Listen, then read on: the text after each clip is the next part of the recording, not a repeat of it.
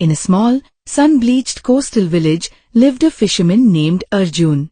Arjun was a kind man whose face was weathered by the sun and whose hands were rough from a lifetime of pulling nets. He was poor, but not in spirit. He was poor only in fortune. Every morning before dawn, Arjun would take his small, wooden boat, Shanti, out onto the vast, blue sea. Day after day, he would cast his wide, heavy nets. Lately, the sea had been unkind. The nets came back mostly empty, holding more seaweed and stones than silverfish. Arjun had a small family to feed, and the empty nets weighed heavily on his mind.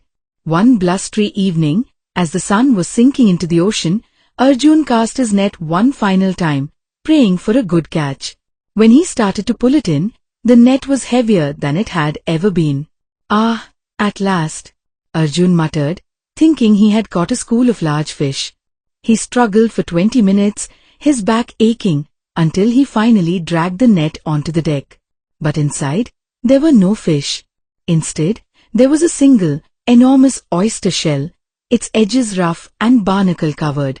It was heavier than any rock he had ever hauled. "Just a useless shell," Arjun sighed, throwing it aside. He started to fold his net, ready to return home empty-handed again. But as he tidied the deck, he noticed a faint, shimmering light coming from the shell. Curiosity overcoming his disappointment, he knelt and carefully pried the massive shell open. Inside, resting on the velvety muscle, was the most beautiful thing Arjun had ever seen, a single, perfectly round pearl. This was no ordinary pearl. It was the size of a pigeon's egg and held a soft, inner light that seemed to shift with every color of the sea and the sky. When Arjun held it, he didn't feel the sudden, greedy thrill of wealth. He felt a deep, profound sense of peace. When he brought the pearl back to the village, the whispers began. "It must be worth a king's ransom," said the village elder. "You must sell it immediately," urged the local merchant. Arjun, however, could not bring himself to sell it.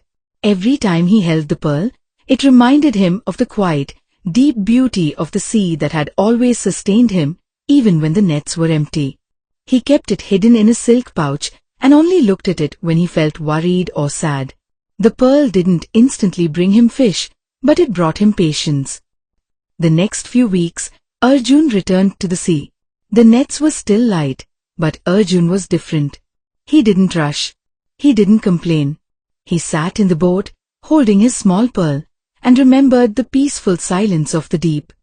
He waited longer and chose his spots more carefully. One morning, he was sitting patiently when he noticed a small, almost invisible change in the water's surface, a tiny ripple where there should have been none.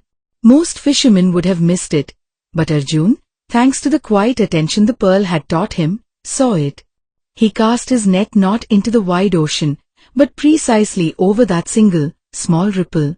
When he pulled the net back, it was bursting. He hadn't caught a few fish, he had caught the entire hidden migration route of the finest silverfish in the region. He had discovered a secret known only to the truly patient fishermen.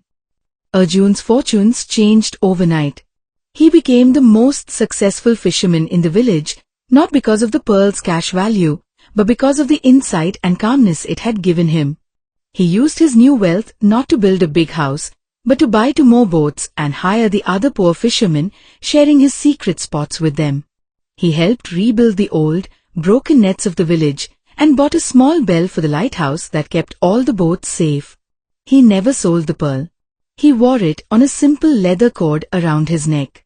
Arjun learned that the sea did not reward the greedy or the hurried. It rewarded those who understood its language, and the pearl of patience was the key to that language. The greatest catch he ever made was not the pearl itself, but the wisdom it contained. Arjun's fortune spread quickly beyond the small coastal village. Fishermen from neighboring towns came to see the man who had turned empty nets into overflowing ones. They saw his modest home, his calm eyes, and the simple pearl that hung from his neck. At first, they admired him, but admiration soon turned into envy. "Surely it is the pearl," said Harish, a rough and impatient fisherman known for his temper. "If we find another one, we'll be as rich as him, added Kiran, his companion. Soon, rumors began to swirl that the sea hid many such pearls, waiting for those bold enough to seek them. Men stopped repairing nets and started diving recklessly into the deep.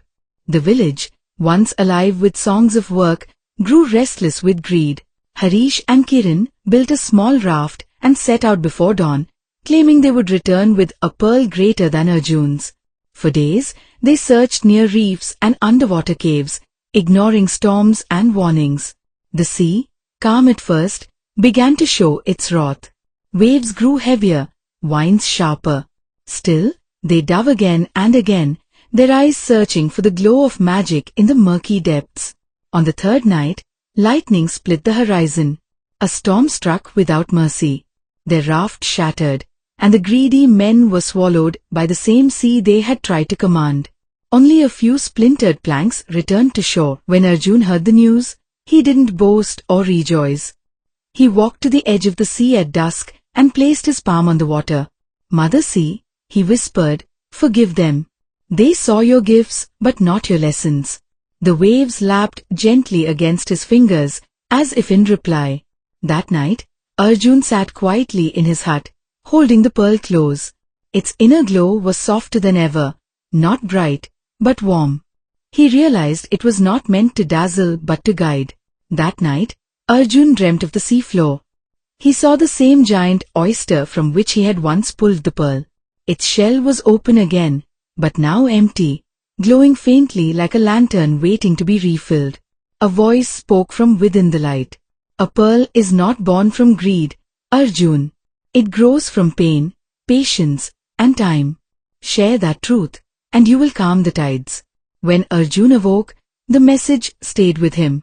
In the months that followed, Arjun built a small hut near the shore. He invited the young and the old fishermen to come there after sunset. By the flicker of oil lamps, he told them stories of the sea, how silence could be louder than waves, and how patience was the strongest net a man could weave. The villagers began to listen. Slowly, the greed that had clouded their hearts faded. They worked together again, learning to read the sea instead of fighting it. The pearl still hung around Arjun's neck, but now it shone brighter whenever he taught others. It was no longer just his pearl, it had become the village's light. Years later, when Arjun was an old man, a young boy came running from the shore, shouting, "Master Arjun, look what I found." In his small palm lay a pearl, not as large as Arjun's, but glowing faintly with that same gentle light. Arjun smiled. "The sea gives again," he said softly, "but only to those who wait without wanting."